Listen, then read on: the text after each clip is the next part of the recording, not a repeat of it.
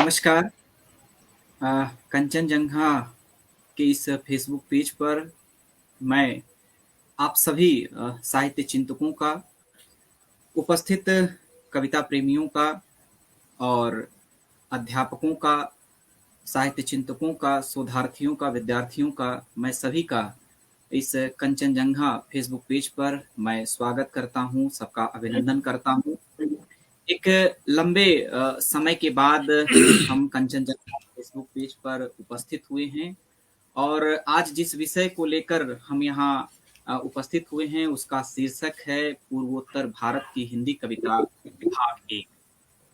लगातार Kanchenjunga Facebook page पर पूर्वोत्तर भारत की भाषा, साहित्य, कला, धर्म, दर्शन, संस्कृति को लेकर के कई सारे कार्यक्रम आयोजित किए गए और उसके बाद इस कड़ी में एक नए विषय को जोड़ते हुए पूर्वोत्तर भारत की हिंदी कविता को लेकर आज हम सब उपस्थित हुए हैं और बहुत हर्ष और खुशी की बात है कि हमारे बीच हमारे समय के महत्वपूर्ण कवि और विचारक, समय के अपने सार्थक स्वर, समकालीन कविता के वरिष्ठ कवि राजेश जोशी सर हम सबके बीच उपस्थित हैं, आज के कार्यक्रम के अध्यक्ष हैं।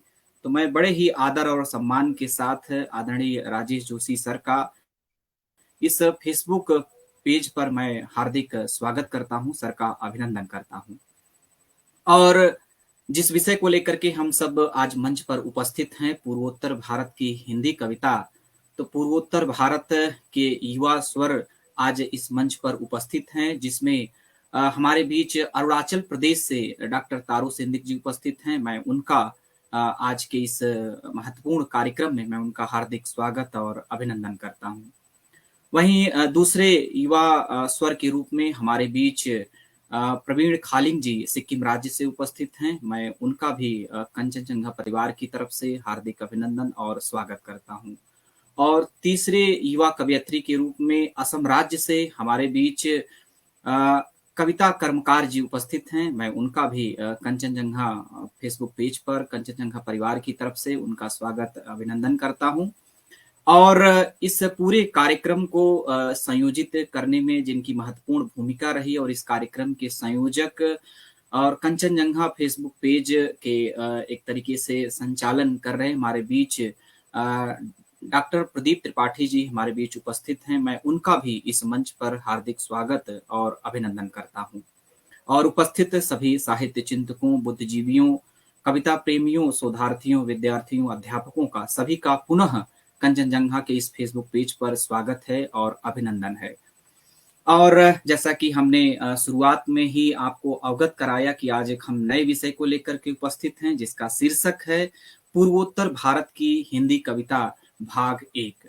तो इस कार्यक्रम को हम विधिवत इसकी शुरुआत करेंगे। इससे पहले मैं एक संक्षिप्त परिचय आज के हमारे कार्यक्रम के इसकी कार्यक्रम की अध्यक्षता कर रहे आदरणीय राजेश जोशी सर के बारे में हम सभी परिचित हैं, हम सभी जानते हैं, लेकिन फिर भी एक औपचारिक अपनी मंच की होती है, तो उसका निर्वहन करते हुए हम सभी बच्चे काम पर जा रहे हैं। इस कविता को हम कभी नहीं भूलते हैं और जिस पंक्ति को हम हमेशा याद करते हैं कि बारूद के रंग वाली चिड़िया, बारूद का स्वभाव भी सीख, उड़ना गाना तो ठीक लेकिन ताव खाना भी सीख।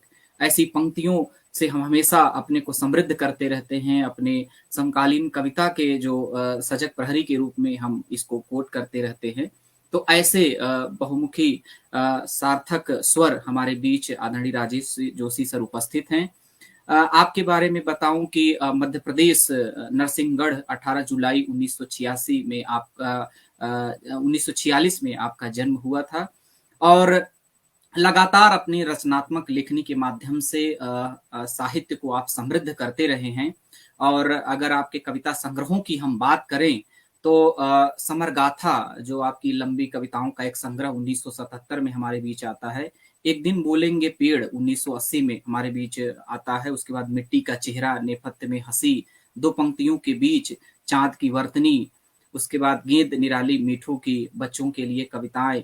और ऐसे अभी नया जो कविता संग्रह भी सद्य प्रकाशित है, उल्लंघन, जो हमारे बीच अभी प्रकाशित हुआ, उन सबसे भी हम परिचित हैं।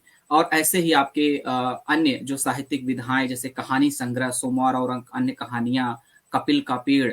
इसके बाद आप नाटक विधा में भी सक्रिय रहे और जादू का जंगल, अच्छे आदमी जो रेणु की कहानी पर आधारित नाटक था और लगातार आप साहित्य की तमाम विधाओं में लेखनी आप करते रहे और बहुत सारी कृतियों का आपने संपादन काम भी किया और पत्रकारिता से भी आप जुड़े रहे और समय-समय पर आपके साहित्यिक गतिविधियों या साहित्यिक उपलब्धियों पर आपको विशेष सम्मान से भी नवाजा गया, जिसमें मुक्तिबोध पुरस्कार, माखनलाल चतुर्वेदी पुरस्कार, श्रीकांत वर्मा सम्मान, ऐसे महत्वपूर्ण सम्मानों से आप निरंतर सम्मानित होते रहे। तो आज हम सबके लिए बड़ा गौरव का क्षण है और इस मंच के लिए भी हम सबके लिए एक विशेष उपलब्धि है कि आपकी अध्यक्षता में पूर्वोत्तर भारत की हिंदी कविता का यह कार्यक्रम हम सब आयोजित कर रहे हैं और हम सबके लिए यह आज का क्षण बहुत ही महत्वपूर्ण है।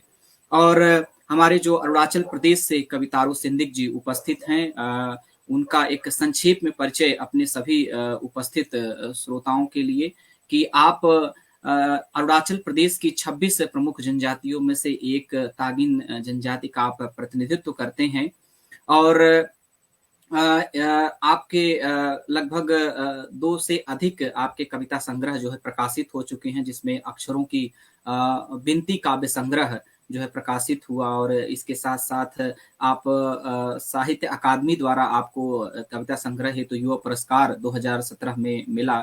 उसके बाद शताब्दी सम्मान आपको हिंदी साहित्य सम्मेलन द्वारा सम्मानित किया गया। साहित्य सम्मेलन प्रयाग द्वारा जो है यह सम्मान दिया गया। फिर उसके बाद अरुण हिंदी साहित्य सम्मान अरुणाचल हिंदी संस्थान द्वारा 2018 में आपको प्रदान किया गया। इसके साथ-साथ 2020 में यूथ अचीवर्स अवार्ड साहित्य के क्षेत्र में आपको राज्य सरकार द्वारा जो है प्रदान किया गया। 2021 में कालिंगा लिटरेरी यूथ अवार्ड से भी आपको सम्मानित किया गया और आप वर्तमान समय में सहायक प्राध्यापक देरा नातुंग शासकीय महाविद्यालय से संबंध है और लगातार अपनी लेखनी के माध्यम से, अपने कविता के माध्यम से अरुणाचल क्षेत्र का प्रतिनिधित्व आप कर रहे हैं। और दूसरे जो हमारे आज के इस कार्यक्रम में पूर्वोत्तर के कवयित्री के रूप में हमारे बीच जुड़ी हुई हैं, उनका एक संक्षिप्त परिचय हम आप सबके बीच कविता कर्मकार जी का कि आप पेशे से आप कवि भी हैं, कहानीकार भी हैं और एक अनुवादक के तौर पर आप असमिया, हिंदी, अंग्रेजी, बांग्ला में आप कविताओं का अनुवाद करती हैं और आपकी असमिया कविताओं पर जो अनुवादित आपके संग्रह जो प्रकाशित हो चुके हैं, उसमें भाल पावेर गुटमाली पाही जो 2010 में प्रकाशित हुआ, फिर भालो बेसर जुई फूलर पापड़ी 2014 में जो बंगाली भाषा में आपने लिखा है, फिर उसके बाद जुधर दिन बरटी ओकले ठाकुर 2015 में प्रकाशित हुआ और लगभग इसी तरीके से 14 से अधिक आपकी पुस्तकें जो है प्रकाशित हो चुकी हैं और national book trust India of साहित्य अकादमी से आपका भी अनुवाद प्रकाशित हुआ है। इसके साथ-साथ आपने कई पुस्तकों का जो है 5 से अधिक पुस्तकों का संपादन काम भी किया है और लगातार आपकी कला, संस्कृति, यात्रा, पर्यटन में आपकी रुचि रहती है और इन क्षेत्रों में आपकी रचनात्मकता आप लिखती रहती हैं और विभिन्न भारतीय भाषाओं में आपके अनुवाद जो है वो प्रकाशित होते रहते हैं। तो ऐसे बहुमुखी प्रतिभा की धनी हमारे बीच असम राज्य से कविता कर्मकार जी हमारे बीच उपस्थित हैं, तो उनको हम इस मंच पर पाकर बहुत अभिभूत हैं कि आप जैसे लोगों से यह आज मंच यह सुशोभित है। उसके बाद जो तीसरे आज के हमारे इस मंच के महत्वपूर्ण कवि हैं, सिक्किम के अपर सियांग गंगटोक के रहने वाले प्रवीण खालिंग जी, जो हिंदी और नेपाली में आप हमेशा लिखते रहते हैं, कविता भी लिखते रहते हैं, कहानियाँ भी लिखते रहते हैं और अन्य जो साहित्य की भाषाएँ हैं, उसमें भी आप अनुवाद कार्य निरंतर कर रहे हैं और एक तरीके से कहें तो हिंदी और नेपाली साहित्य का एक तरीके से आप संयोजन कर रहे हैं और लगातार आप नेपाली से हिंदी में अनुवाद आपकी कविताओं का कर रहे हैं और आपकी 2014 में एक झरी नाम से पहला संग्रह जो है वो प्रकाशित हुआ और इसके साथ साहित्य के साथ-साथ आपकी फ़ोटोग्राफ़ी और वीडियोग्राफ़ी का भी आपका शौक है और लगातार आप अपने काव्य लेखन से और पत्रकारिता में भी आपकी रुचि है और भारत और नेपाल के कई संस्थाओं से आप जो है निरंतर प्रकाशित होते रहे हैं। तो ऐसे तीनों कवियों को मैं मंच पर पाकर बड़ा अभिभूत हूँ और अब समय को बिल्कुल ज़ाया ना करते हुए और पूर्वोत्तर की हिंदी कविता का क्या स्वर है, पूर्वोत्तर की हिंदी कविता किन प्रवृत्तियों को लेकर के यहाँ के युवा स्वर आगे बढ़ रहे हैं, तो उनको सुनना और पूर्वोत्तर के स्वर से परिचित होना हम सबके लिए आज यह कार्यक्रम बहुत महत्वपूर्ण कड़ी के रूप में हमें यहाँ लेकर उपस्थित हुआ है।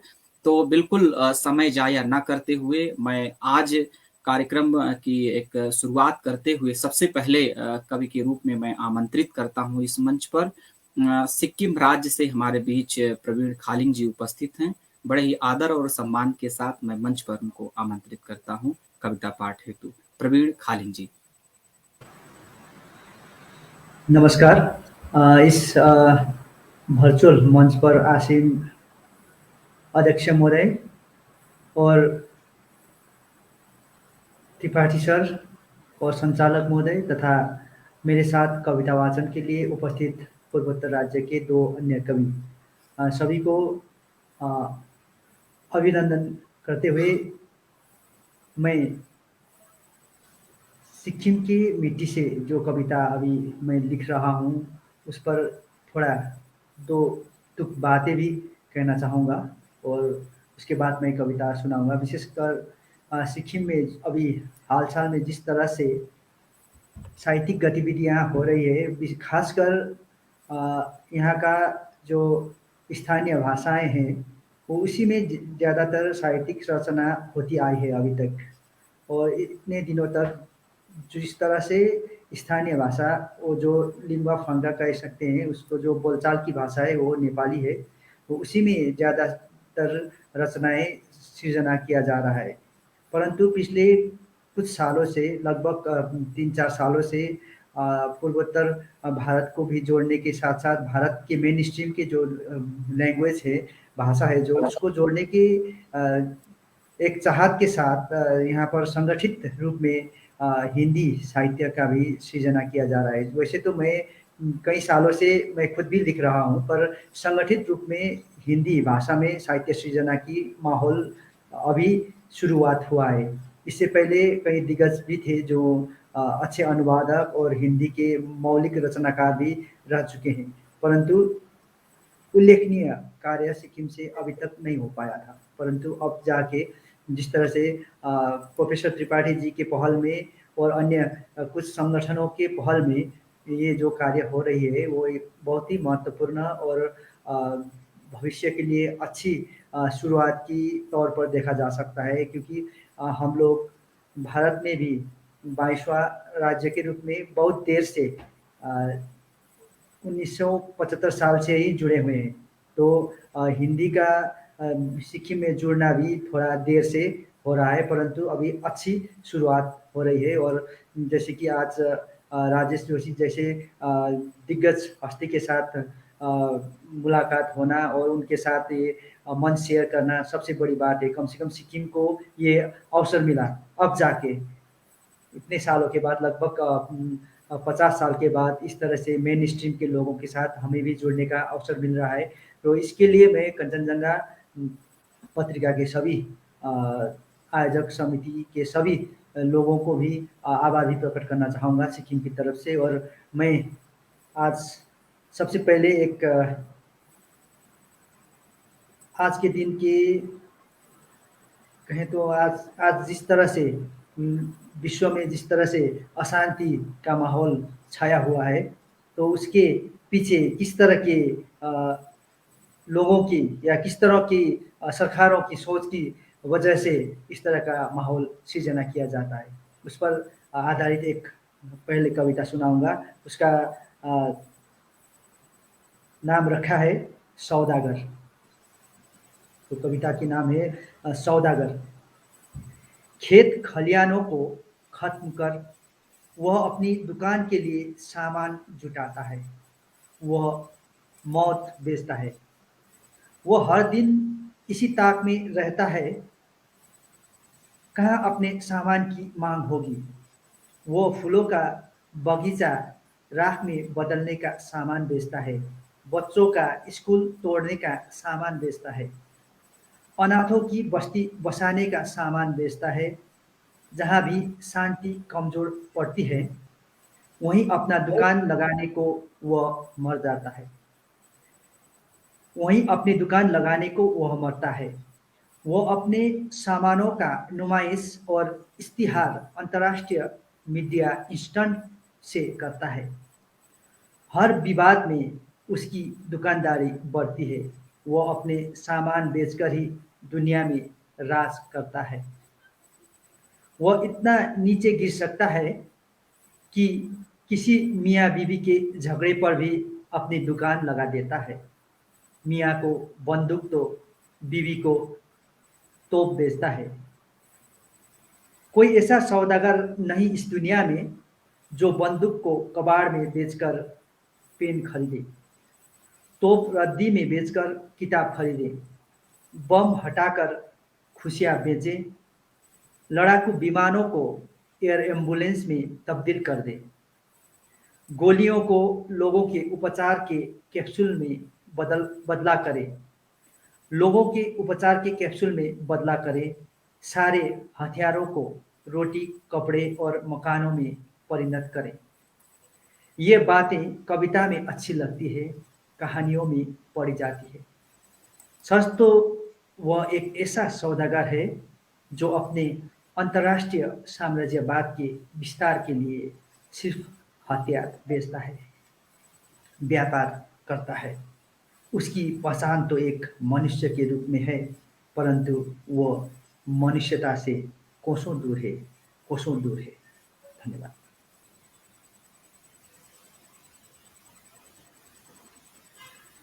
अ, अभी हम सिक्किम राज्य से प्रवीण खालिंग की कविताओं को सुना और काफ़ी वैविध्य को लेते हुए इन्होंने अपनी कविताओं का पाठ इस मंच पर आपने किया। आपसे आग्रह है कि और कुछ कविताओं का प्रवीण खालिंग सर आप पाठ करेंगे कि मैं सोच रहा था कि एक चरण शुरू होगा, तो दूसरे अच्छा, चरण में फिर पढ़ना, तो ठीक है। जी, मैं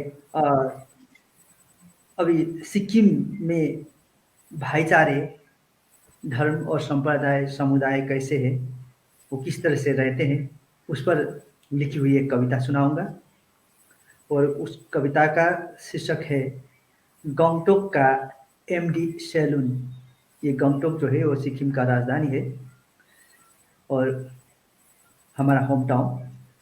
गंगटोक का एमडी सैलून जुमा के वक्त, पूजा के वक्त अपने घरों में है। दुकान तो साथ चलानी है, इसलिए एमडी सैलून में नूर आलम और नरसिंह ठाकुर साथ काम करते हैं। न तो नूर आलम ने कभी कहा जुमा पर दुकान बंद करो, न तो नरसिंह ठाकुर ने कहा पूजा पर धंधा बंद करो। दोनों अपने मजहब, अपने अल्लाह और भगवान घरों में रखकर आते हैं। हिंदू मुसलमान उनके लिए एक छत है। कभी धर्म और संप्रदाय के नाम पर उनका उस तरह नहीं चला किसी पर। चला तो काले कलुट दाढ़ी मूंछों। देश में जब भी होती है हिंसा धर्म पर, मुल्क में जब भी होता है विवाद जाति पर, एमडी सैलून में कभी नहीं उठा चर्चा धर्म और विवादों की। एमडी का मतलब मोहम्मद नहीं, मोहब्बत है, जिसे नूर आलम ने दुनिया को सुंदर बनाने के लिए बांटने का काम किया। बताते हैं नूर आलम, ठाकुर और आलम मिसाल है देश और उनके उन तमाम।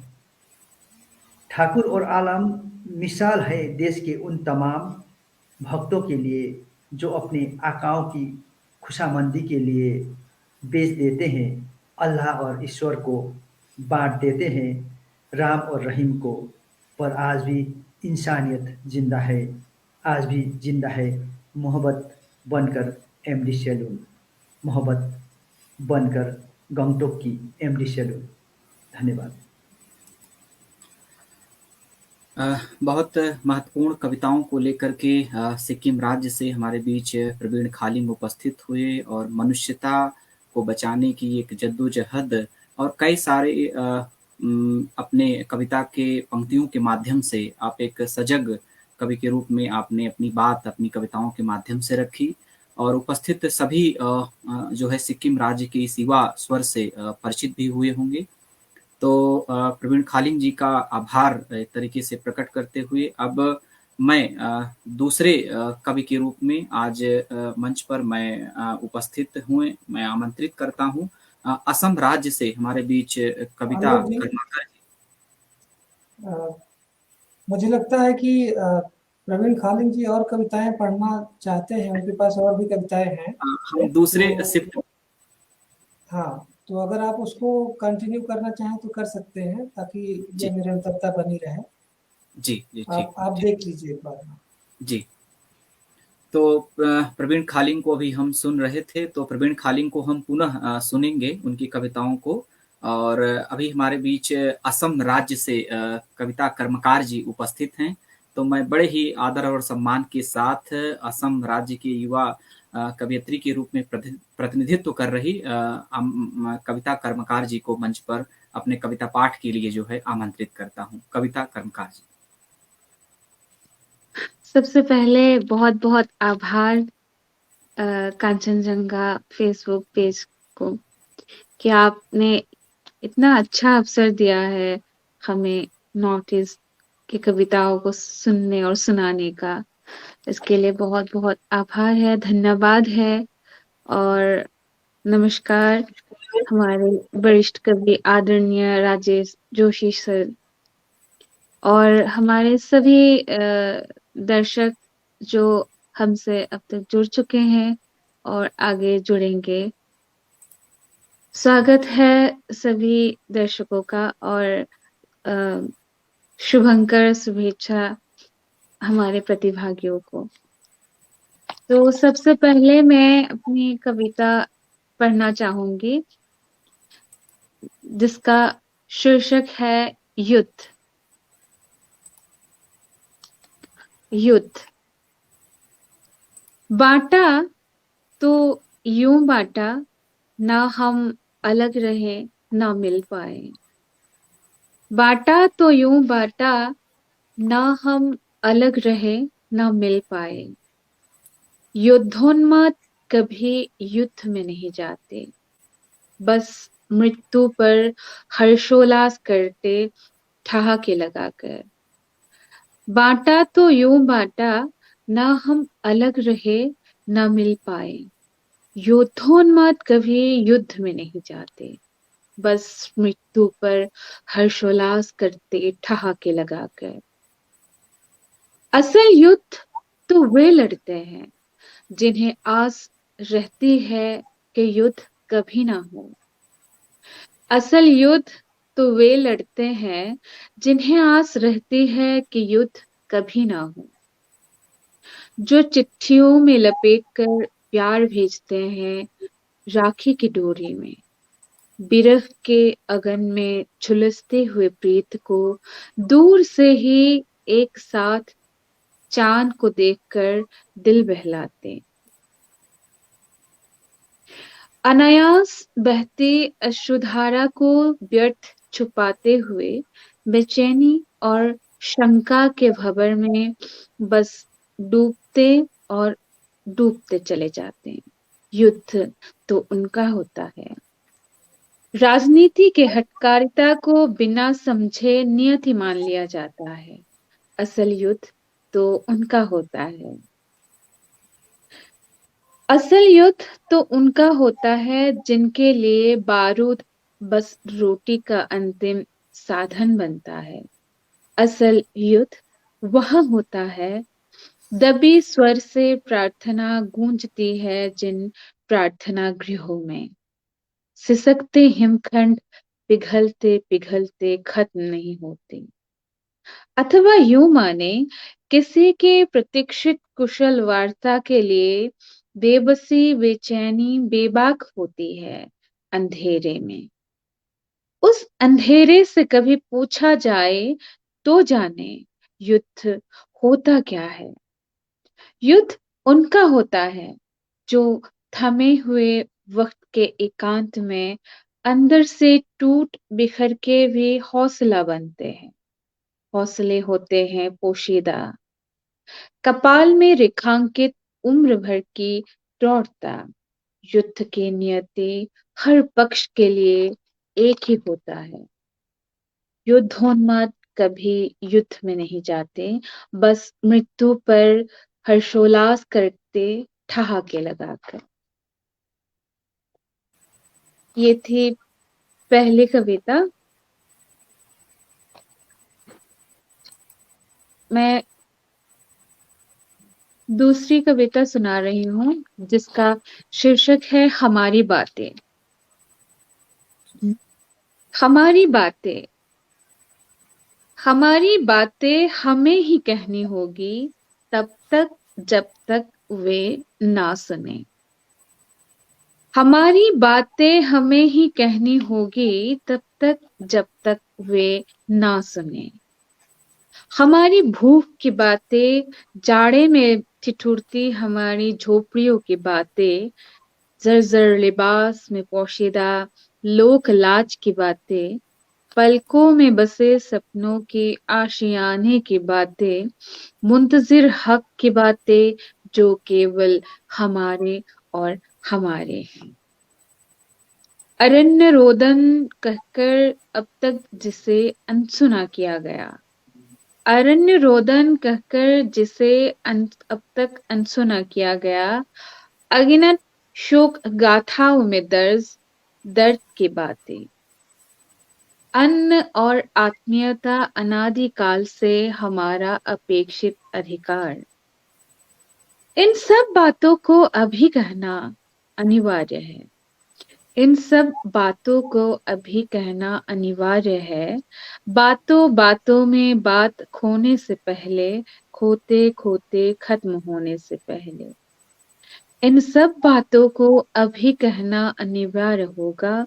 बातों बातों में बात खोने से पहले, खोते खोते खत्म होने से पहले। उन बातों को मुक्ति मिले, होठों के कोने में जमी हुई खून का एक कतरा बनने से पहले। उन बातों को मुक्ति मिले, होठों के कोने में जमी हुई खून का एक कतरा बनने से पहले। वो बात खूबसूरत हो ना हो, नासूर बनके दिल चिरने से पहले कहना ही होगा। पतझड़ के अंतिम पत्तों के झड़ने से पहले, बसंत के आयोजन में नए पत्तों के लिए रोशनी लाना ही होगा। सदियों का ये अंधेरा सिर्फ हमारे लिए क्यों? पतझड़ के अंतिम पत्तों के झड़ने से पहले, बसंत के आयोजन में नए पत्तों के लिए रोशनी लाना ही होगा। सदियों का ये अंधेरा सिर्फ हमारे लिए क्यों? कुछ आपके, कुछ अपनी उन बातों को हमें ही कहना होगा, उससे पहले कि हमारी आवाज वो छीन ले। और एक कविता पढ़ना चाहूंगी जिसका शीर्षक है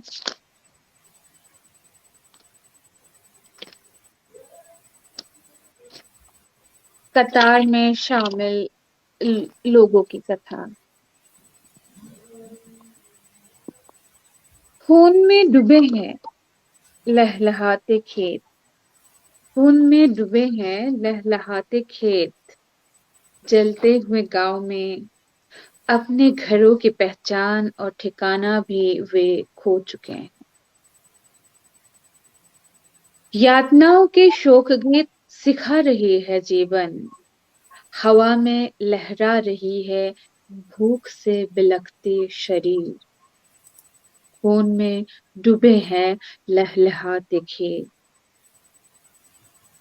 अमावस की रात बिजली की तरह चमकते हैं आंसुओं के धार। अमावस की रात बिजली की तरह चमकते हैं आंसुओं के धार। रोते रहते हैं भूख से आतुर शिशु।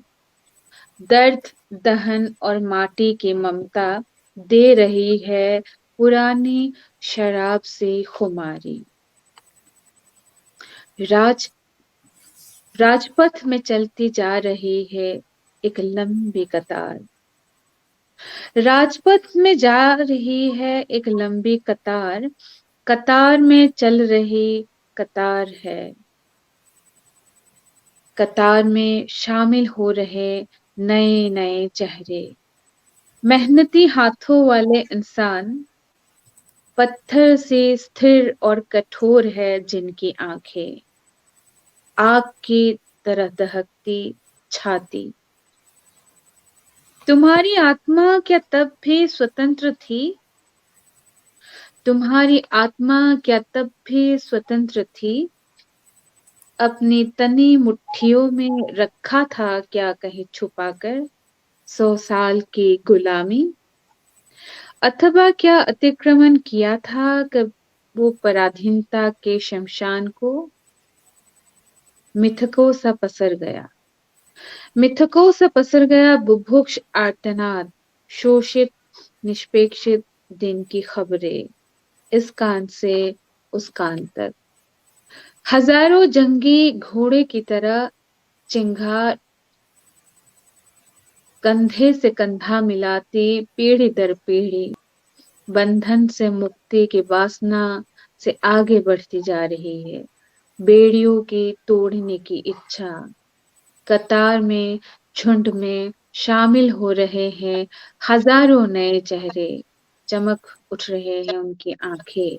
मेरी तरह तुम्हारी भी आंखें तलवार की तरह धारदार हो रही है, खून में डूबे हैं लहलहाते खेत। कतार में शामिल हो रहे हैं नए नए चेहरे। जी धन्यवाद। बहुत बहुत धन्यवाद। अभी हम सुन रहे थे पूर्वोत्तर भारत की हिंदी कविता भाग 1 के इस कार्यक्रम में असम राज्य से कविता कर्मकार जी को, और बहुत ही महत्वपूर्ण कविताओं के साथ हमारे बीच उपस्थित हुई, और बहुत कुछ ऐसी पंक्तियों को आपने हम सबके बीच सुनाया कि जिससे हम लोग सोचने पर विवश हुए कि हमारी बातें हमें ही कहनी होंगी जब तक वह ना सुने। तो ऐसे युवा स्वर से जब कविताएँ आती हैं तो निश्चित तौर पर एक पूर्वोत्तर की धरती की जो युवा कवियों का स्वर है वो निश्चित तौर पर भारत के अन्य स्वर के साथ अपने को भी सम्मिलित करता है, और पूर्वोत्तर के स्वर को भी जानना आज के समय में बड़ा महत्वपूर्ण हो जाता है। और इसी उद्देश्य और इसी चीज़ को ध्यान में रखते हुए कंचनजंघा ने अपने इस क्रम को शुरू किया कि आखिर में पूर्वोत्तर का युवा स्वर अपनी कविताओं में क्या सोच रहा है, क्या लिख रहा है, क्या गुन रहा है। तो आभार प्रकट करते हुए कविता कर्मकार जी का, और कड़ी को आगे बढ़ाते हुए अब हम अरुणाचल प्रदेश की तरफ चलते हैं, और हमारे बीच अरुणाचल प्रदेश से युवा स्वर और साहित्य अकादमी युवा पुरस्कार से सम्मानित डॉक्टर तारू सिंधिक जी हमारे बीच उपस्थित हैं। तो बड़े ही आदर और सम्मान के साथ मैं तारू सिंधिक जी को कविता पाठ के लिए मंच पर आमंत्रित करता हूँ।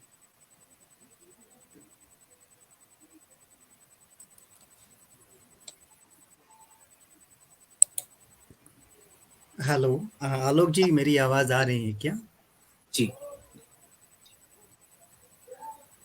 वो दरअसल मेरे यहाँ पे इंटरनेट की बहुत ज़्यादा समस्या हो रही है, बार-बार ये डिस्कनेक्ट हुआ जा रहा है। मैं प्रवीण जी की कविताओं को सुन नहीं पाया, और कविता जी की कविताओं में भी बीच-बीच से कुछ-कुछ शब्द वो बिल्कुल से लुप्त हो रहा था, मैं नहीं सुन पा रहा ठीक से। खैर मैं क्या कहूँ, इस कंचनजंगा फेसबुक लाइव के इस मंच पर आयोजित पूर्वोत्तर की हिंदी कविता भाग 1 इस कार्यक्रम की अध्यक्षता कर रहे हमारे परम आदरणीय राजेश जोशी जी, हमारे लिए ये परम सौभाग्य की बात है कि आज हम आपके समक्ष आए हैं, और हम अपनी कुछ छिटपुट रचनाएं आपके समक्ष प्रस्तुत करने की गुस्ताखी करने को यहाँ आए हैं।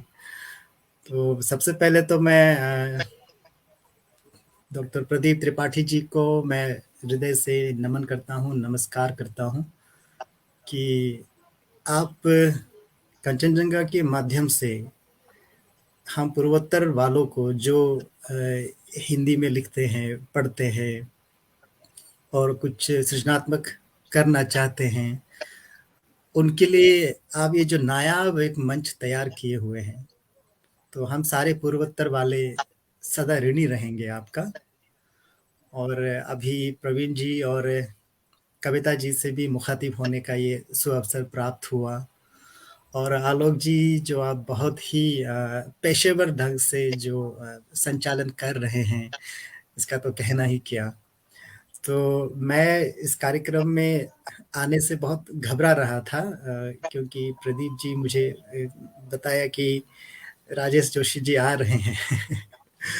तो राजेश जोशी जी का नाम सुनते ही मैं पूरी तरह से घबरा गया कि इतने मतलब शीर्ष कवि के सामने, शीर्ष साहित्यकार के सामने हम अपनी कविता कैसे पढ़े, कैसे पेश करें। तो प्रदीप जी ने कहा कि आप चिंता मत करिए, राजेश जी हम दोनों एक दूसरे को बहुत करीब से जानते हैं।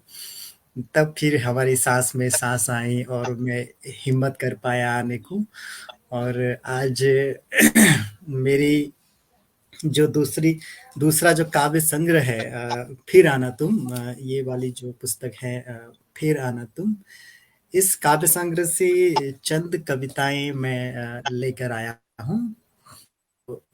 कविताओं का जो पृष्ठभूमि है उस पर बात नहीं करते हुए सीधा मैं प्रवेश करना चाहूंगा। जो सबसे पहली कविता का शीर्षक है अन। ये एक स्थानीय शब्द है अन। इसका अर्थ होता है माँ। क्योंकि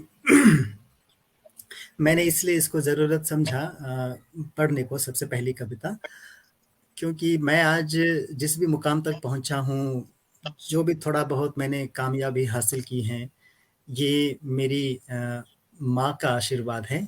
उन्हीं की ही प्रेरणा है, उन्हीं का ही प्रेम है। और आज से ठीक 4 साल पहले मेरी माँ हम सबको छोड़कर वो चली गई। लेकिन आज भी वो जाने के बाद भी मुझे ऐसा लगता है कि वो कहीं गई नहीं, वो हमारे इर्द-गिर्द ही रहती हैं। और आज भी हमें वो प्रेरित करती रहती हैं कुछ अच्छा करने को, कुछ सच्चा करने को।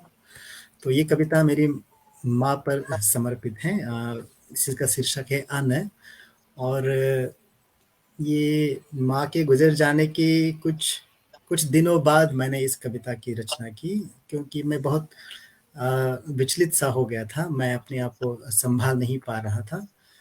तो जब मैं संभल नहीं पाता तो अपने आप को संभालने के लिए कविता को मैं एक हथियार की तरह इस्तेमाल करता हूँ।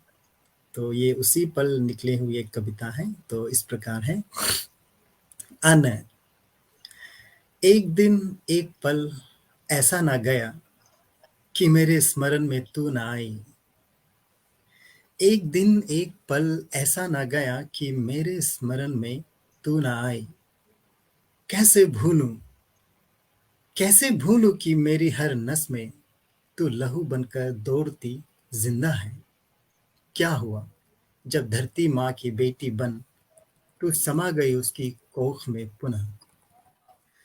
मैं गहरी रात में नींद के दरबार में सजे अपने सपनों के हर आईने में रोज देखता हूँ तुझे। मैं गहरी रात में नींद के दरबार में सजे अपने सपनों के हर आईने में रोज देखता हूँ तुझे। चलती फिरती मुझसे बातें करती मैं समझ लेता हूँ तू यही है मेरे पास हमारे बीच पहले से। मैं समझ लेता हूँ तू यही है मेरे पास हमारे बीच पहले से। पर सुबह का हर स्वर्णिम उजाला कह जाता वो सत्य कथा क्रूर काल ने जो थी लिखी। पर सुबह का हर स्वर्णिम उजाला कह जाता वो सत्य कथा क्रूर काल ने जो थी लिखी। भारी मन लिए स्वीकारता हूँ जिसे मैं, अथवा मैं शिकार हूँ माफ करेगा, अथवा मैं शिकार हूँ मेरे स्वप्नों की तयशुदा दिल लगी का, जो हर रात मेरी स्मृति की घायल परतों को छेड़ती है और हर सुबह मेरा हृदय जिससे आहत होता है। अन अन तेरे मेरे दरमिया यह अनंत फासला कौन कैसे मिटाए।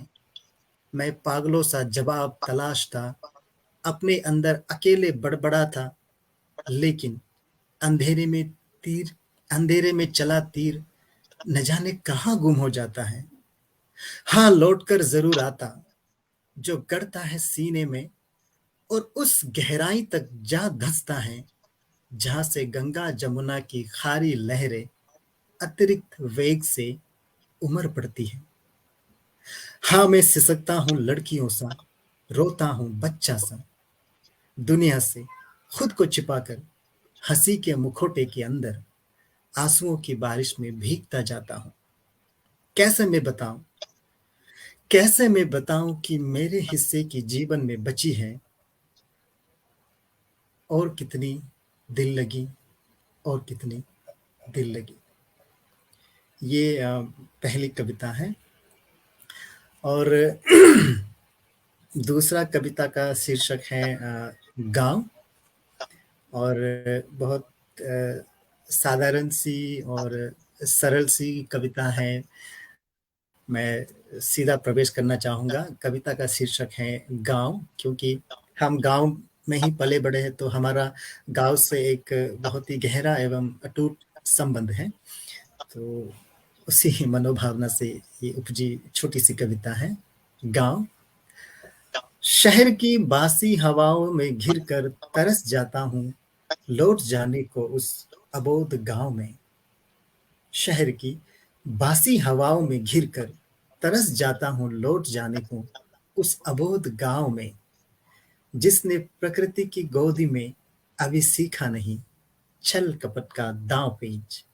जहां आसमान का नीलापन, पर्वतों की हरियाली सामान्य से थोड़े ज्यादा है, और जहां मेहमानों को घर से ज्यादा दिलों में पनाह दी जाती है।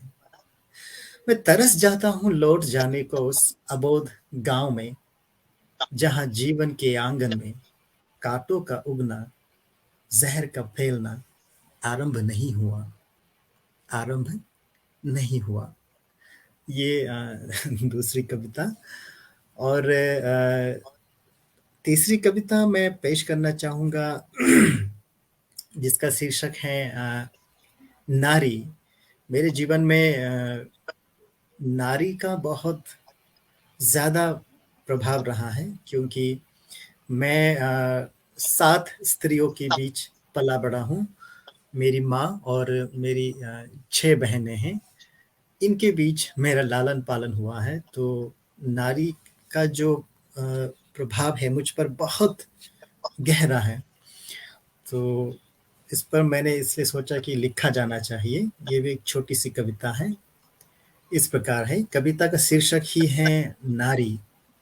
इस प्रकार, वे भार ढोती है मर्यादाओं का, रिवाजों का, संस्कृतियों का, समाज का।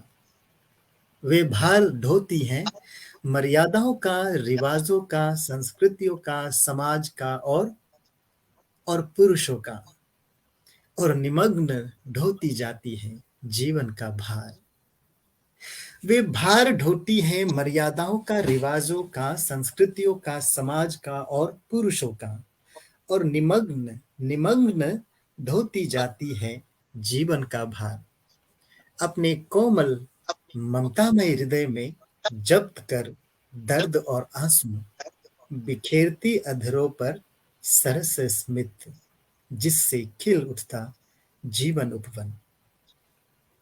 मृत्यु शैया पर लेटी भूलोक में लाती नव आत्माएं।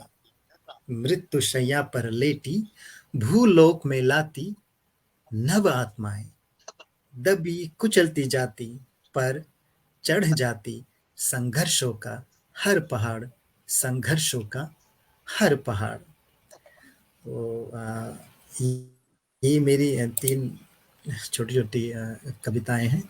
और आलोक जी, यदि समय है तो मैं और एक काव्य का पाठ करूं या फिर नहीं, बिल्कुल, बिल्कुल, बिल्कुल। हम लोग चाहेंगे कि आप कुछ और कविताओं को प्रस्तुत करें। ओके, तो फिर मैं और 2 छोटी-छोटी कविताएँ पेश करना चाहूँगा।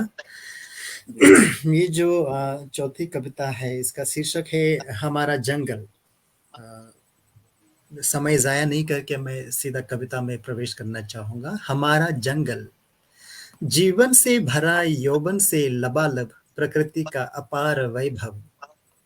जीवन से भरा यौवन से लबालब प्रकृति का अपार वैभव। दुल्हन सा सजा हरित वन, जीवन को जीवन देता। शीतल सौम्य चंचल वायु, लघु सरिताएं बहती दीर्घ आयु। अचल गिरि की चट्टानी वक्षस्थल, मार्ग प्रशस्त करे अनंत यायावरी झरनों का। पत्ता पत्ता डाली डाली, बोले समरसता की बोली। पत्ता पत्ता डाली डाली, बोले समरसता की बोली। लघु भी, विराट भी, कोमल भी, कठोर भी, पुष्प भी, कंटक भी, गरल भी, अमृत भी, मार्ग भी, बटकाव भी, जीवन भी, मृत्यु भी, विविध वनस्पतियों के स्वामी भी, और सबके सृष्टा एक ब्रह्म भी। ये हमारे जंगल से संबंधित एक कविता है।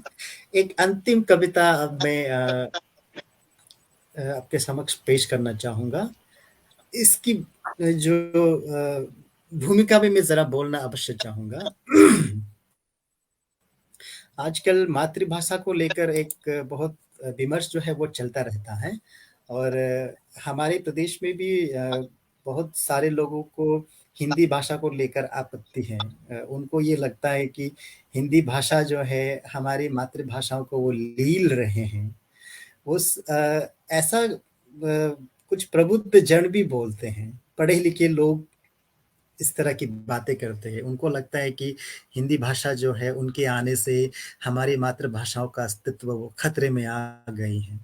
और ये बाहर के कुछ आदिवासी जो समुदाय के लोग भी इस तरह की बातें करते हैं, और हमारी हिंदी में रचनाओं को देखकर वो आग बबूला हो उठते हैं और बोलते हैं कि अपनी मातृभाषा को त्याग कर अब हिंदी में बोलते हैं, हिंदी में लिखते हैं। इस तरह की कई बार जो है हमारे फेसबुक के कुछ पोस्ट पर भी वो इस तरह की अनासना कमेंट्स जो है वो करते रहते हैं। तो उनके जवाब में मैंने ये कविता लिखी है। बहुत छोटी सी है, सरल सी है। कविता का शीर्षक है त्रिभंगा। त्रिभंगा करके मैंने इसका शीर्षक दिया है। इस प्रकार है, मुझे हिंदी से प्रेम है, मुझे हिंदी से प्रेम है। अरे नहीं, इसका ये मतलब नहीं कि मैं अपनी पुरखों की भाषा कहीं पीछे छोड़ आया। हिंदी से मुझे प्रेम है, इसका ये मतलब नहीं कि मैं अपनी पुरखों की भाषा कहीं पीछे छोड़ आया। काहे तुम नाक मुंह सिकोड़े चेहरा बिगाड़ते, तुम भी तो अभिव्यक्ति के हर सफरनामे में हिंदी की बाहें थामे संभालते हो अपनी लड़खड़ाती जुबान। तुम भी तो अभिव्यक्ति के हर सफरनामे में हिंदी की बाहें थामे संभालते हो अपनी लड़खड़ाती जुबान। जी हाँ, मुझे हिंदी से प्रेम है, मगर इसका ये मतलब नहीं कि मैं अपनी पुरखों की भाषा कहीं पीछे छोड़ आया। मैंने तो नौसिखिया बालक सा दोनों को साथ चलना सिखाया। यहाँ मैं तवज्जो चाहूंगा। मैंने तो नौसिखिया बालक सा दोनों को साथ चलना सिखाया, और अब मैं दोनों के साथ चल रहा हूँ, दोनों के साथ चल रहा हूँ। मुझे लगता है आज के लिए इतनी कविताएं वो काफ़ी हैं, और पता नहीं किस तरह गया, कैसा गया, मुझे एक अजीब-सी वो घबराहट जो है अभी भी मेरे दिल के अंदर है। मेरी धड़कनें बहुत ज़ोरों से धड़क रहा है, बहुत तेज़ी से। तो किस तरह से गया मुझे नहीं पता। बहुत-बहुत धन्यवाद, बहुत-बहुत शुक्रिया।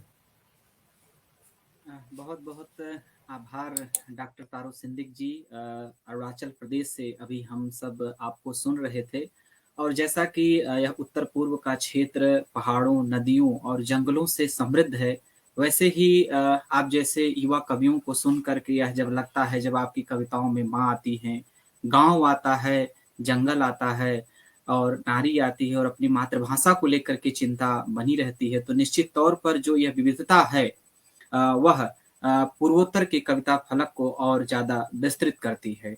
और हम लोगों का उद्देश्य भी इस कार्यक्रम को आयोजित करने के पीछे था कि आज पूर्वोत्तर का युवा स्वर अपने किन सवालों से टकरा रहा है, अपने किन मनोसंवेदनाओं को लेकर के वह सोच रहा है, वह किन समस्याओं पर अपनी बात रखना चाहता है। तो निश्चित तौर पर आपकी कविताओं को सुनकर, चाहे वह माँ फिर आना तुम, चाहे गाँव, नारी या हमारा जंगल या त्रिभंगा जैसी कविताएं, निश्चित तौर पर ये विविधता से भरी हुई थी और हम सब सुन करके पूर्वोत्तर के युवा स्वर से भी परिचित हुए।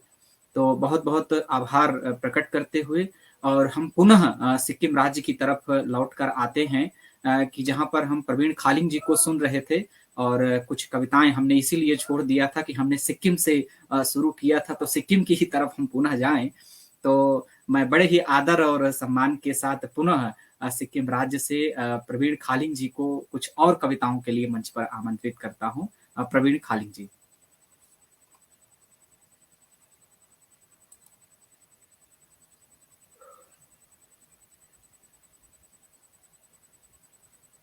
अब की बार जो मैं कविता सुनाने जा रहा हूँ, इसका शीर्षक है आवाज। आवाज। मौन रहने वालों के कारण तुम्हारी सारी बातें सच हुई। तुम्हारी सभी सन्नाटे को तुमने जनादेश मानकर जन विरोधी बातों को सर्वमान्य करार दे दिया और माना कि वह सारी खामोशियां, सारी चुप्पी कुछ भी नहीं, सिर्फ शून्य है। परंतु वही मौन शून्य किसी एक के पीछे खड़ा होगा तो पूर्णांक होगा। पूर्णांक होगा तब तुम्हें पता चलेगा शून्य की मौन शक्ति, और खामोशियों को भी लगेगा आवाज बुलंद नहीं करना, चुपचाप रहना कितना गलत है। गलत को पहचानने के बाद तुमने जो खड़ी की है, गलत को पहचानने के बाद तुमने जो खड़ी की है यूटोपियन घोषणाओं की बस्ती, तुमने जो बनाया है कानून, सबके सब आवाज के तले दब जाएगा। क्योंकि उस दिन तुम्हारे विरुद्ध में आम जनता खड़ी होगी आवाज बनकर, एक सशक्त हथियार बनकर। धन्यवाद। और एक कविता और सुनाना चाहूँगा, क्योंकि जब मेरा पहला कविता संग्रह निकला था, उस वक्त मैं ज़्यादातर प्रेम के मैंने निकाला था, जो झरी जो कविता संग्रह था। तो अब थोड़ा अलग टेस्ट का कविताएं भी लिखने लगा हूँ। तो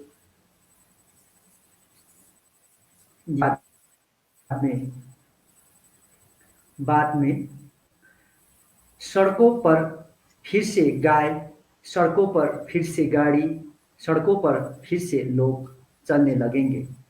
फिर से नेता अपनी कुर्सी संभालने लगेंगे। दोनों मुल्क के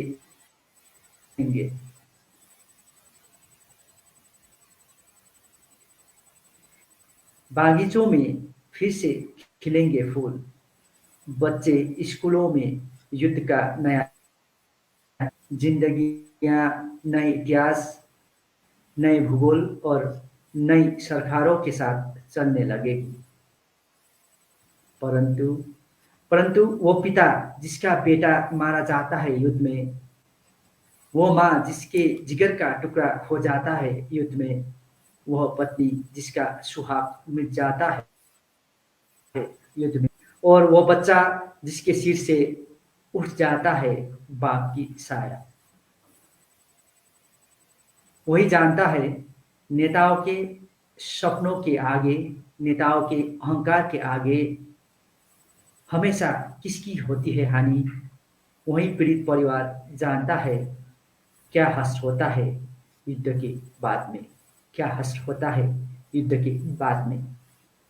धन्यवाद। और एक अंतिम कविता जो मैंने पहले भी बताया कि प्रेम से संबंधित कविताएं पहले मैं लिखा करता था, तो आज भी एक प्रेम का कविता ही सुनाऊंगा। उसका नाम दिया है प्रेम की मौत। सुखी आंखों में निहारना, मिलेगा आंसुओं का कब्रिस्तान। खामोश होठों पर देखना, मिलेगा अनकही कहानियों का शव।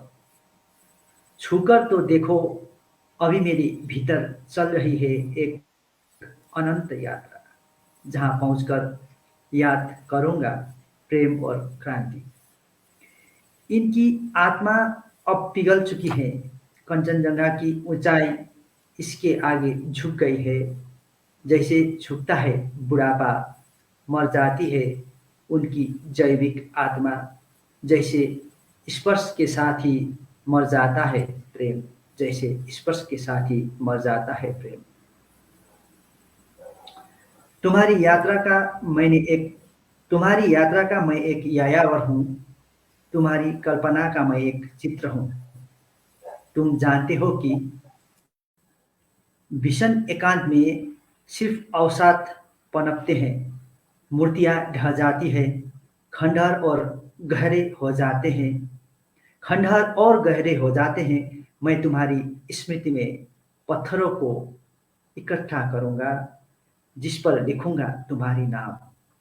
तुम्हारे समय का इतिहास और भूगोल देखना, तब दुनिया तुम्हें बहुत खूबसूरत लगेगी।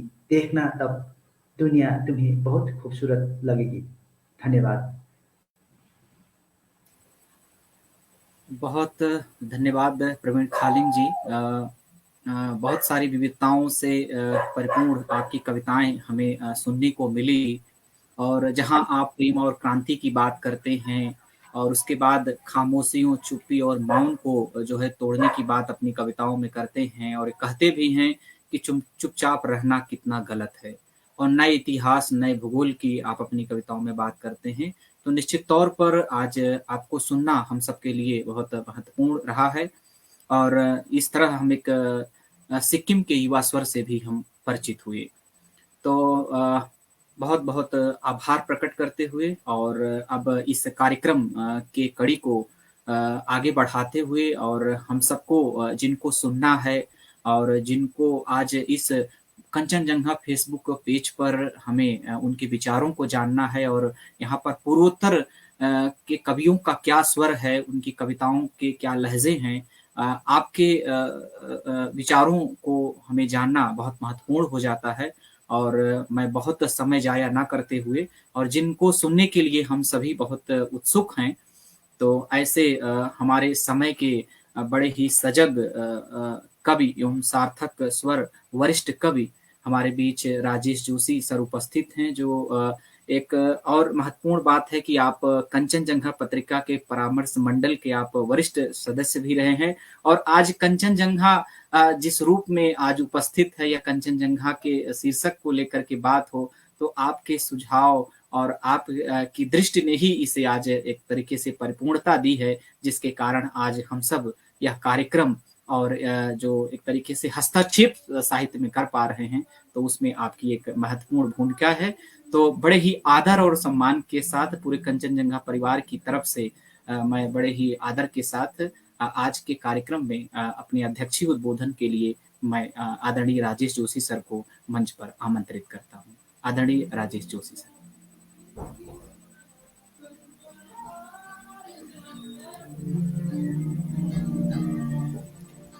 सर आपका माइक ऑफ है सर। हाँ, अब जी ऑन हो गया जी। सबसे पहले कंचनजंगा परिवार के सभी मित्रों को नमस्कार करता हूं, और मैं उनका आभारी हूं कि उन्होंने ये अवसर मुझे दिया और आज पूर्वोत्तर के 3 कवियों को सुनने का ये अवसर हमें दिया।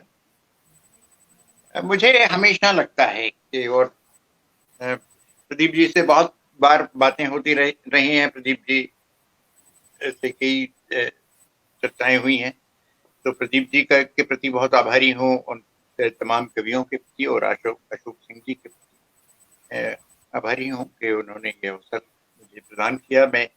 मुझे हमेशा लगता है कि अगर हम हिंदी के विकास को देखें, हिंदी के जन्म को देखें, तो वो वस्तुतः किसी प्रदेश की भाषा नहीं, बल्कि वो एक तरह की संपर्क भाषा है भारत की, जो आज़ादी के दौर में संपर्क के लिए और जो नया नगरीकरण हो रहा था उसमें संपर्क के लिए बनी और उसी ढंग से विकसित हुई। इसलिए उसमें कोई एक स्वरूप नहीं होता, उसके बहुत सारे स्वरूप मिलकर हिंदी को बनाते हैं।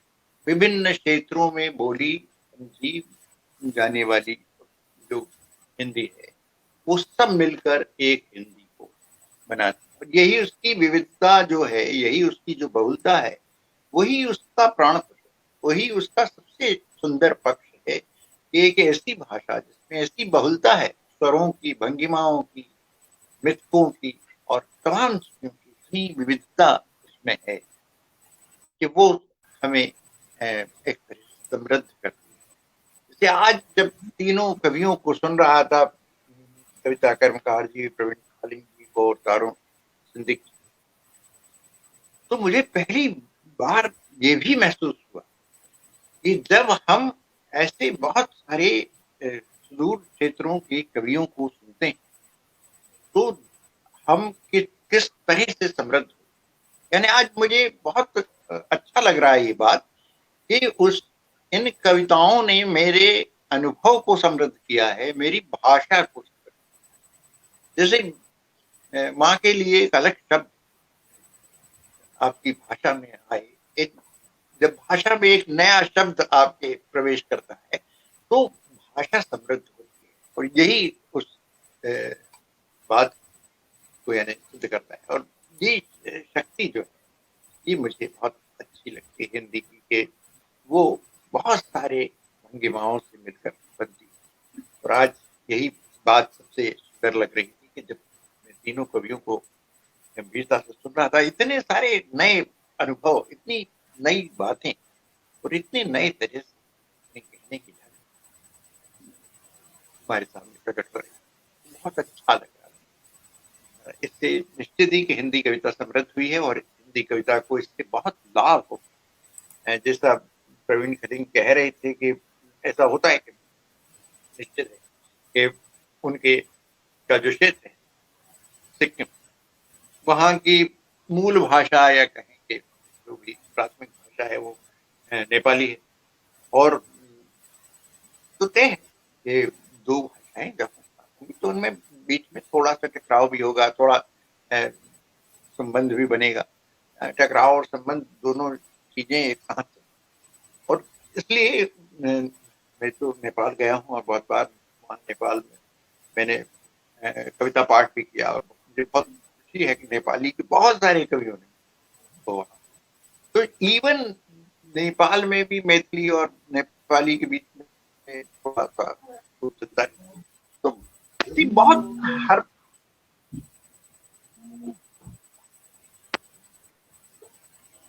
तो ऐसा कई बार होता है कि भाषाओं के बीच में जो टकराव है उसे सिर्फ नकारात्मक रूप में नहीं देखना चाहिए। भाषाएं टकराने से भी समृद्ध, क्योंकि उनमें एक नया रिश्ता पैदा होता है। बहुत सुंदर कविताएं प्रवीण खालिंग जी ने सुनाई, और 3 कविताएं शुरू में और बाद में जो 2-3 कविताएं और सुनाई। शुरू में 2 कविताएं सुनाई, सौदागर जैसी कविता सुनाई, और वो बहुत ही सुंदर इस अर्थ में थी कि कैसे व्यापार या बाजार कहना चाहिए हमारे समय में किस तरह से चीजों को तोड़ रहा है, चीजों को नष्ट कर रहा है, कैसे वो खेत खलिहानों से पे कब्जा कर रहा है, या इवन स्कूल को जो तोड़ रहा है, मतलब कहा गया। तो इस तरह बाजार ने एक नई फिनोमिना जो घटित हुई बाजारवाद से, और उसने किस तरह के संकट पैदा किए हैं, उस पर बहुत ही सुंदर कविता सौदागर ने सुनाई। और ये इतनी सुंदर पंक्ति है कि तोप जब, यानी तोप को रद्दी में बेचकर उसकी किताब, ये इतना अद्भुत पाठ है, अद्भुत विचार है कि कैसे, यानी यारों से काम नहीं चलेगा इस देश का, उसे रोटी कपड़े और मकान, उसे जीवन की प्राथमिक जरूरतों की आवश्यकता है, तो तोप को बेचकर किताब खरीदने जैसी बात, इतनी सुंदर बात उसने कही। जैसे गंगटोक में एमडी सलून वाली जो बात थी कि एमडी का मतलब मोहम्मद नहीं मोहब्बत है, और कैसे वो उस तरह लोगों के बाल तो काट रहा है, वो किसी की गर्दन नहीं काट। ये जो कम्युनलिज्म को लेकर या सांप्रदायिकता को लेकर बिल्कुल नए तरह से सोचना, नए तरह से विचार करना, इन सारे रिश्तों को नए ढंग से परिभाषित करने की जो कोशिश वहाँ दिखाई देती है, वो बहुत सुंदर है। आवाज जैसी बहुत ही अद्भुत कविता कलिंग जी ने, प्रवीण जी ने सुनाई, और के चुप्पियां जो हैं उन्हें समर्थन नहीं मान लेना चाहिए किसी भी सत्ता को। सत्ताओं को ये समझ लेना चाहिए कि एक दिन जो आम जनता है वो आवाज बन करती है, तो वो फिर सत्ताओं को उलट देती। ये जो विचार है, जो आवाज की जो ताकत है और मौन की भी जो ताकत, उसको जिस तरह से उन्होंने बताया प्रवीण जी ने, वो बहुत सुंदर था।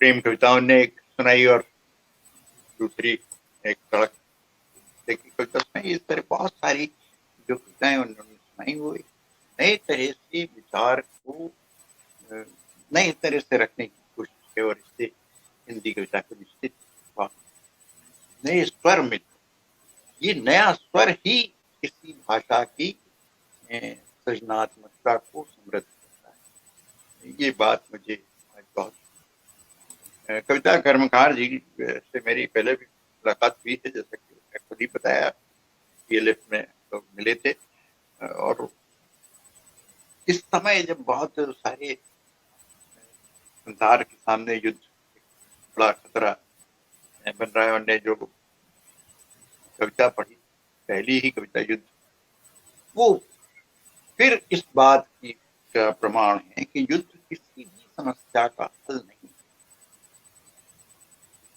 वो यानी बांटता तो है, अलग करता है,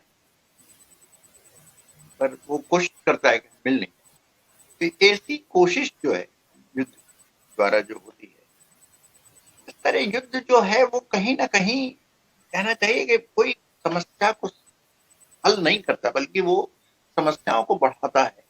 कहीं ताहिर लुधियानवी की एक पंक्ति हुआ करती थी कि युद्ध क्या किसी समस्या को हल करेगा, जबकि युद्ध स्वयं एक समस्या है। तो जैसे युद्धोन्मादी कभी युद्ध में नहीं जाते, ये बात बहुत सारे अगर हमारे वीर रस के कभी भी जान लें जो कि युद्धोन्माद जो है वो करने वाले जो लोग हैं ना, वो सिर्फ बकर बकर करते हैं, मतलब वो कोई कहीं वो सीमा के नजदीक तक नहीं जाते। युद्ध में जाना तो बहुत दूर की बात है, उनमें इतनी हिम्मत ही नहीं है, वो बेसिकली कायर होते।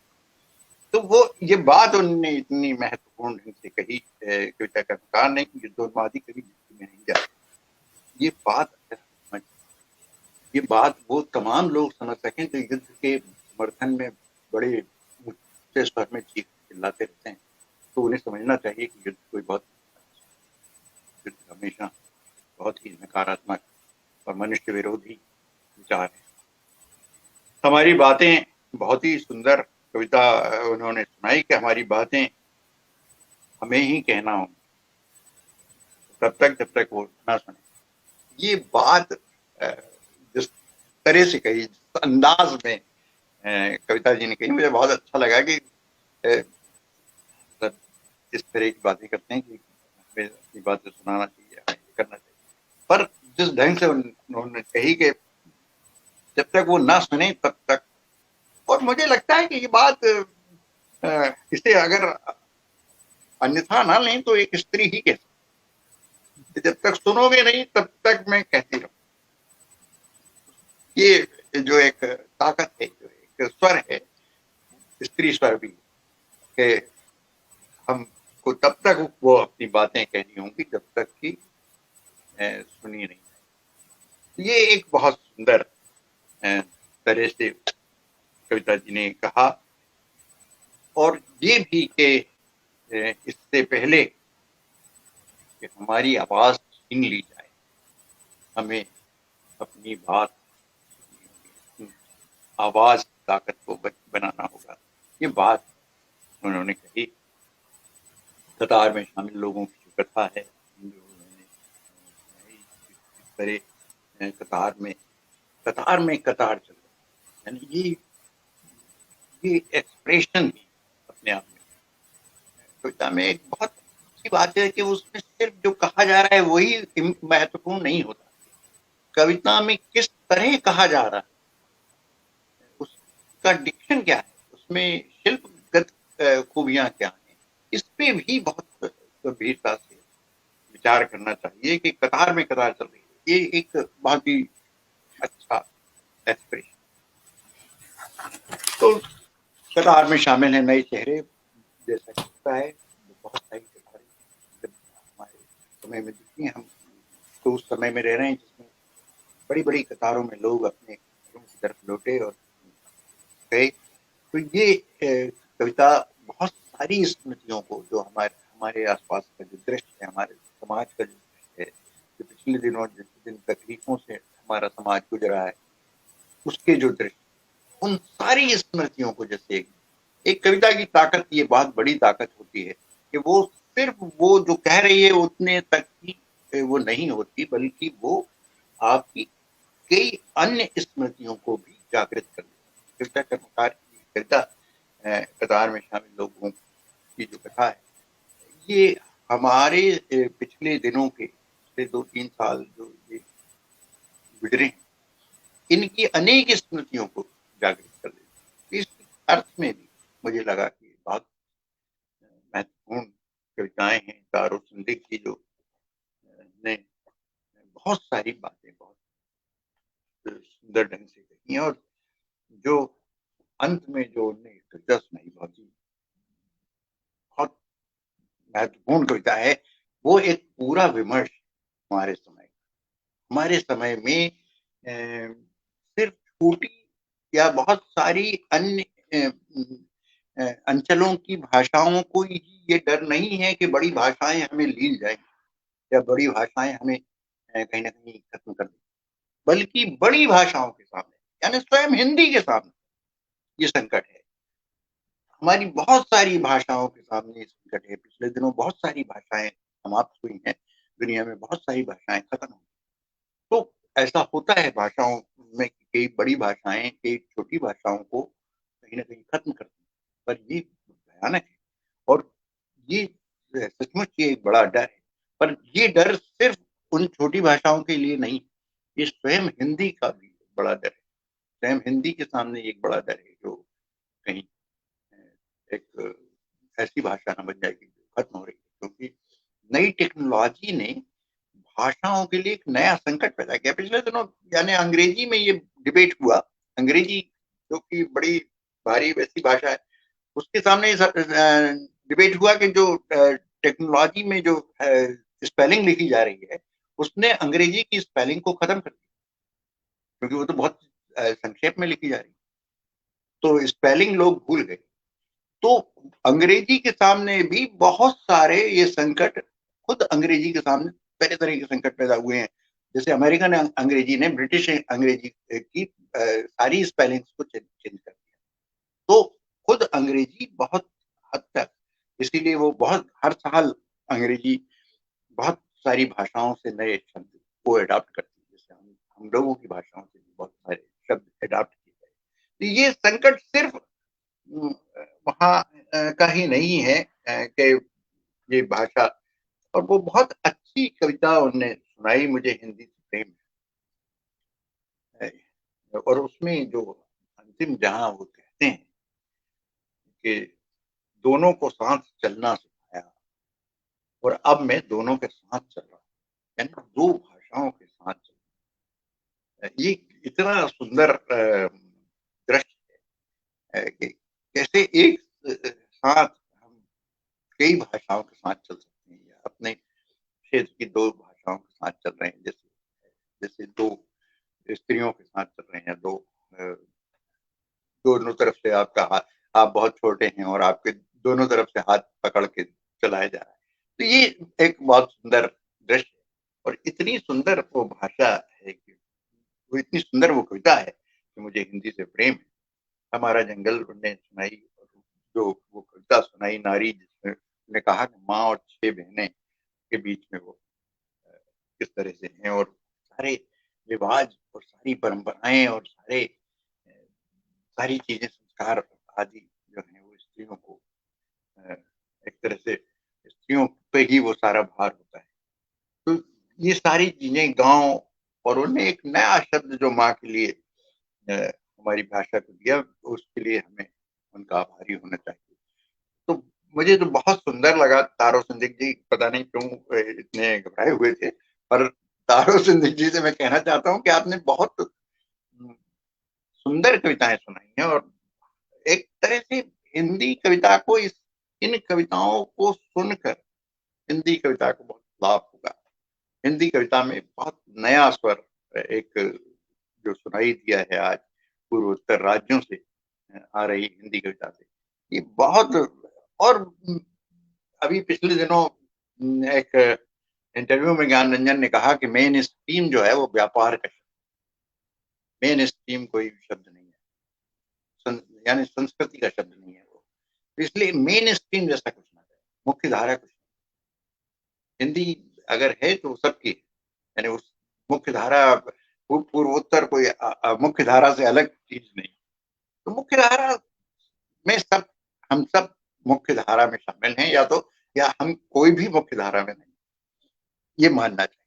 तो मुख्य धारा कोई शब्द नहीं है, मुख्य धारा एक बिजनेस टर्म है, और उसको हमें बहुत ज्यादा उसको अपनी सांस्कृतिक विमर्श का शब्द नहीं बनाना चाहिए। मुझे लगता है ये बहुत सारी कविताओं को आज सुनते हुए बहुत अच्छा मुझे लगा, और मुझे बहुत इस बात की खुशी है कि पूर्वोत्तर की हिंदी, पूर्वोत्तर की हिंदी कविता, हालांकि ऐसा पद भी क्यों बनाया जाना चाहिए, उसे सिर्फ हिंदी कविता भी कहें, पर ये कि हमारे पूर्वोत्तर से आए हुए कवियों को सुनना एक तरह का नया अनुभव है, और उनकी आवाजें एक तरह की दो भाषाओं से, और हमेशा आप पाएंगे हिंदी में, विशेष रूप से मैं कहना चाहता हूँ, हिंदी में वो कवि उन्होंने ज्यादा महत्वपूर्ण काम किया जो दो भाषाओं के संस्कार को लेकर आए। जैसे निराला बंगाल से आए, तो उनके पास बंगला का भी संस्कार था और हिंदी का संस्कार। मुक्तिबोध जो कि 20वीं सदी के सर्वाधिक महत्वपूर्ण कवियों में से एक है, वो मराठी से आए थे और हिंदी के कवि थे। उनके दूसरे भाई मराठी के कवि। तो मुक्तिबोध में भी मराठी और हिंदी के बीच का जो, यानी दो भाषाओं के बीच का जो संगम होता है, वो किसी भी कवि को कहीं बहुत समृद्ध करता है, बड़ा बनाता है, उसके अनुभव के संसार को ज्यादा समृद्ध करता है, उसके अंतःकरण के आयतन को विस्तृत करता है। मुझे हमेशा लगता है, और मुझे इसीलिए ये लगता है कि ये जो पूर्वोत्तर से जो कवि आ रहे हैं, जिनके पास दो भाषाओं के संस्कार हैं, जिनके पास अपने बिल्कुल अलग क्षेत्रों के अनुभव हैं, वो निश्चित हिंदी कविता को और ज्यादा समृद्ध करेंगे, और बड़ी कविता हमें मिलेगी। ये इस आशा के साथ मैं आज एक बार पुनः तीनों कवियों को एक तो बधाई देता हूँ, कविता कर्मकार जी को, प्रवीण खालिक जी को, तारो संदिग्ध जी को बहुत धन्यवाद भी देता हूँ। उन्होंने इतनी सुंदर कविताएं सुनाई। कंचनजंगा को एक बार पुनः आभारी हूँ, उनका आभार व्यक्त करता हूँ कि उन्होंने ये बहुत सुंदर अवसर दिया। अशोक सिंह जी और प्रदीप त्रिपाठी जी का भी आभारी हूँ, उन्होंने ये अवसर दिया। इस तरह के बहुत अच्छे कवियों को सुनने का और कुछ बातें तत्काल रूप से, हालांकि की रचना को सुनकर तत्काल उस पर प्रतिक्रिया करना कोई बहुत हमेशा संभव नहीं होता, और वो पूरी तरह की टिप्पणी होती भी नहीं है। ये टिप्पणियां जो मैं कर रहा हूँ, जो बहुत ही तात्कालिक किस्म की, यानी जो काल सुन के जो की जा रही टिप्पणियां, ये पूरी उसको कविताओं के साथ पूरा जस्टिस नहीं करती, पूरा न्याय नहीं करती, पर ये एक तरह की त्वरित टिप्पणी, इसे इस तरह ही माने। आपने ज्यादा अच्छी कविताएं सुनाई हैं, उन पे ज्यादा बेहतर ढंग से, ज्यादा विस्तृत ढंग से बात की जाना चाहिए, और मैं एक बार पुनः सबको बधाई देता हूँ कविताओं के लिए और कंचनजंगा परिवार के प्रति आभार व्यक्त करता हूँ। बहुत बहुत आभार सर। अभी हम सब समकालीन कविता के सार्थक स्वर आदरणीय राजेश जोशी सर को हम लोग सुन रहे थे, और जो शीर्षक हम सब ने रखा था पूर्वोत्तर की हिंदी कविता का स्वर, उस पर आपकी टिप्पणी निश्चित तौर पर यहाँ पर आमंत्रित कवियों के लिए एक नई दिशा, एक आपके विचारों से उनको एक नया स्वर, एक नया सार्थक वैचारिक स्वरूप इनको मिलेगा, और आपकी इस वैचारिक टिप्पणी से निश्चित तौर पर ये अपने कविता लेखन को और समृद्ध करेंगे, और जिस तरीके से पूर्वोत्तर का स्वर अपनी कविता के माध्यम से हमारे सबके बीच उपस्थित होगा, वह आने वाले समयों में और प्रमुखता से अपनी बात रखेगा। तो आपकी इस टिप्पणी ने हम सभी को अभिभूत सर किया, और हम लोगों ने जिस लक्ष्य को ध्यान में रख करके यह कार्यक्रम आयोजित किया था कि पूर्वोत्तर के युवा कवियों का क्या स्वर है, उनकी क्या पृष्ठभूमि है, वह किस प्रकार की रचनाएं कर रहे हैं, क्या वह सही रूप में हमारे सामने आ पा रही हैं, उस पर समग्र रूप से कवियों ने अपनी कविताओं की प्रस्तुति की, और आपकी टिप्पणी पा करके हम सभी आज बहुत अभिभूत हैं। और आने वाले समयों में निश्चित तौर पर पूर्वोत्तर की कविता स्वर की एक नई दिशा जो है वो तय होगी, और उनकी वैचारिकता का क्या स्वरूप है, उनकी प्रवृत्तियां क्या हैं, उन पर हम सबको सोचने पर, समझने पर निश्चित तौर पर आज का यह कार्यक्रम हमें विवश करेगा। तो सर, आपकी टिप्पणी पा करके हम सभी आज अपने कार्यक्रम को बहुत ही सार्थक और बहुत महत्वपूर्ण हम मान रहे हैं, और आपका आना निश्चित तौर पर हम सबको बहुत बल प्रदान करता है। तो अब बहुत ज़्यादा समय न लेते हुए कार्यक्रम की अंतिम कड़ी को जोड़ते हुए, जिनके संयोजन में आज यह कार्यक्रम फलीभूत हुआ है, और निरंतर इस कार्यक्रम के सूत्र को एक तरीके से पिरो रहे इस कार्यक्रम के संयोजक और सिक्किम विश्वविद्यालय के हिंदी विभाग के सहायक आचार्य डॉक्टर प्रदीप त्रिपाठी जी, जिनके अथक प्रयास से यह कार्यक्रम आज सफल हो पाया है। तो मैं बड़े ही आदर और सम्मान के साथ डॉक्टर प्रदीप त्रिपाठी जी को आज के इस कार्यक्रम में धन्यवाद ज्ञापन के लिए और अपनी बात रखने के लिए मैं मंच पर आमंत्रित करता हूं। डॉक्टर प्रदीप त्रिपाठी जी। धन्यवाद फारूक जी। सबसे पहले आज के इस कार्यक्रम की अध्यक्षता कर रहे परम श्रद्धेय हम सबके लोकप्रिय कवि आदरणीय राजेश जोशी साहब,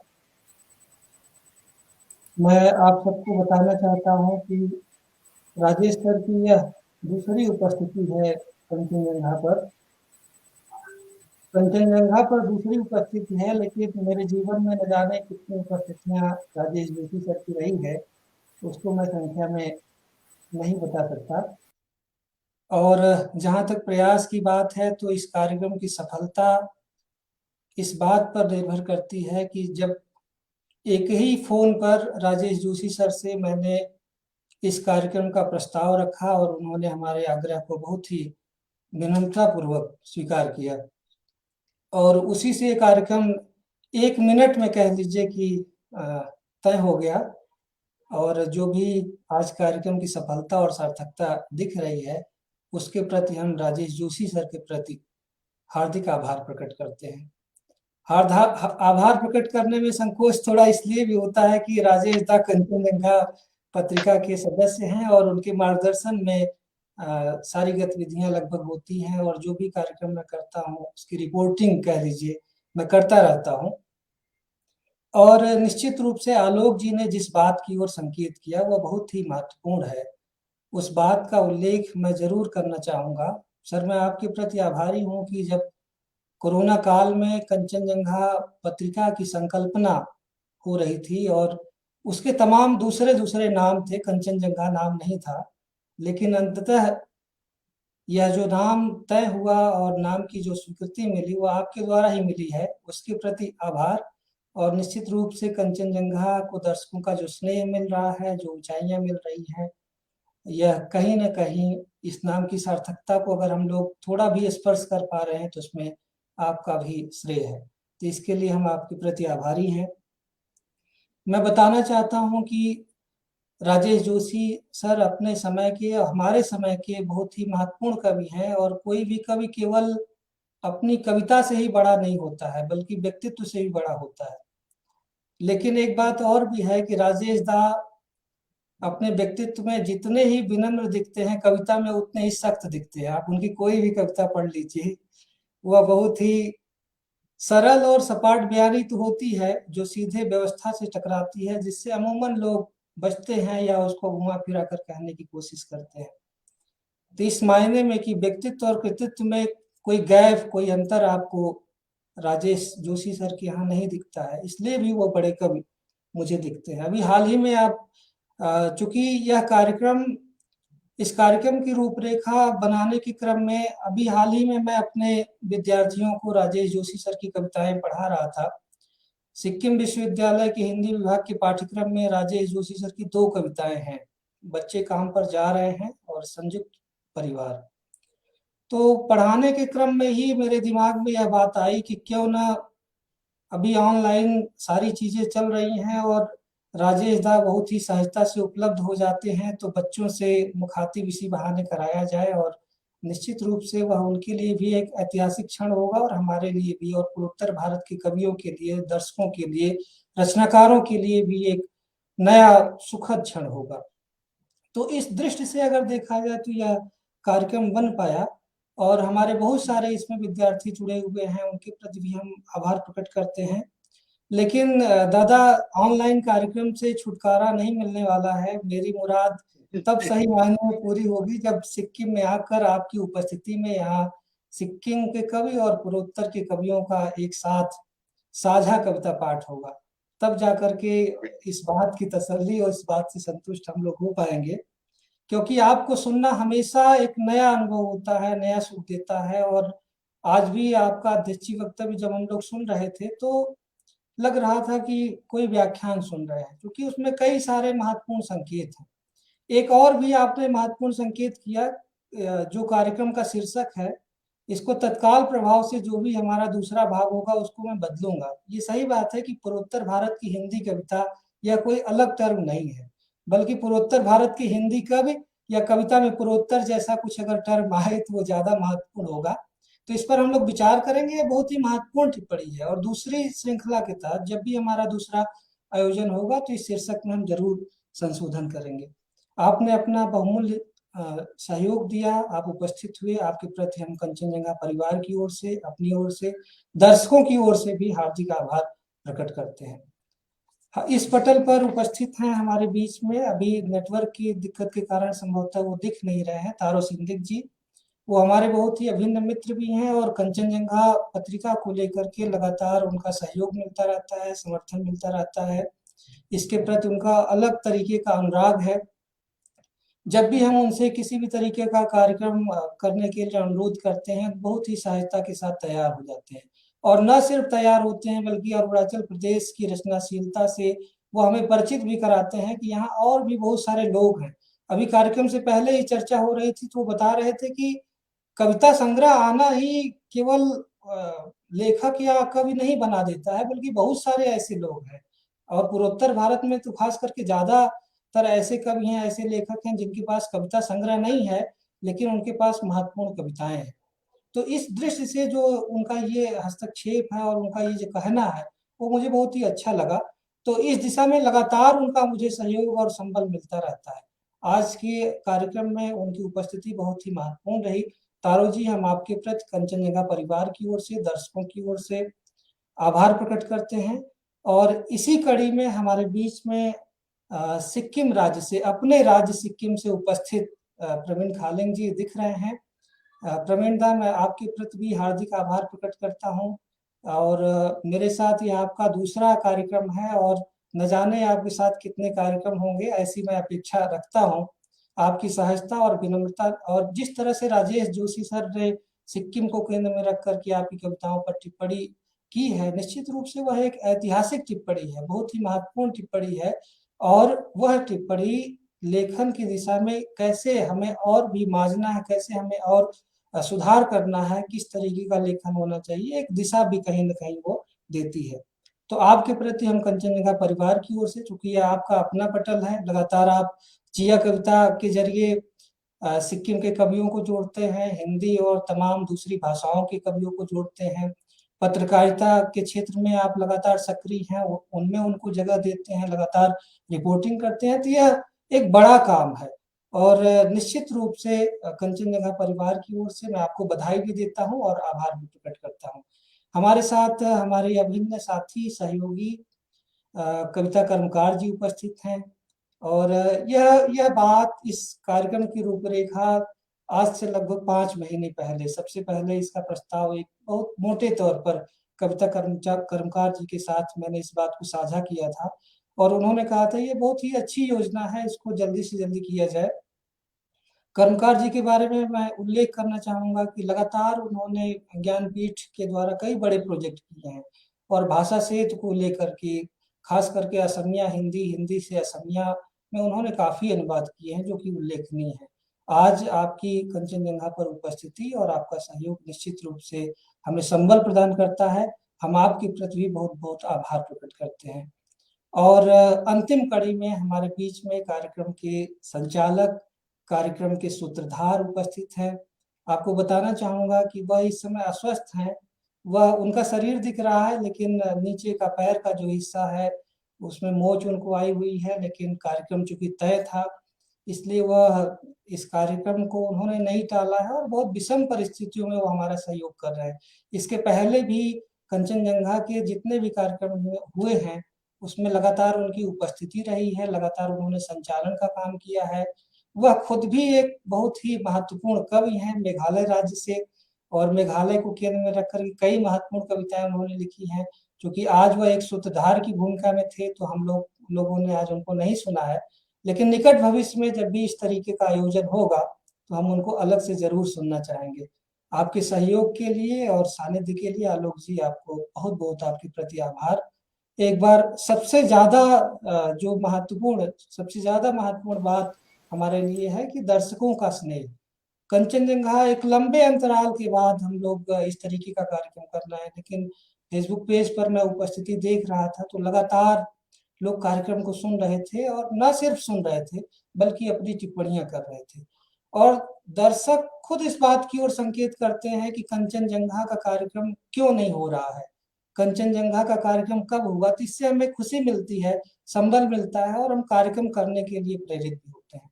तो हम आपसे वादा करते हैं कि जल्द ही अगली कड़ी में कुछ और पूर्वोत्तर के महत्वपूर्ण कवियों से आपका साक्षात्कार करवाएंगे।